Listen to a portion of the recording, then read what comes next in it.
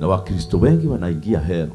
Hawaingii kwa sababu walifanya dhambi. Wakristo wengi wamewacha dhambi hizi kubwa kubwa, wamewacha hii major mistakes in life, lakini wamebakisha offense.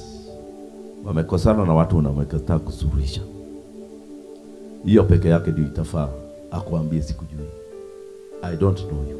Ndio Yesu akujue. Si mjuane hivi kuangalia na huyu ni Yesu hii. Spirit haziende namna hiyo. Spirit si sura. Spirit ni kufulfill kile alitaka, and it is love.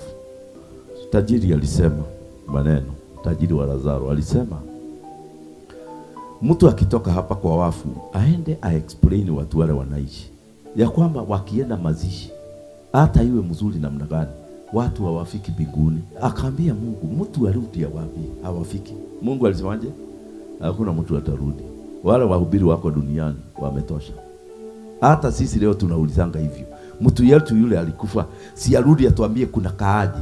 Sisi wahubiri tunasoma Biblia, kuna kaaji. Kuna kaa hivi. Ni wengi wameitwa, ni wachache wanaingia. Kwa hiyo kale kajia kanaingia heaven, kako na kamutu kamoja. Hii ingine ya kwenda hell, watu wanasukumana waingie.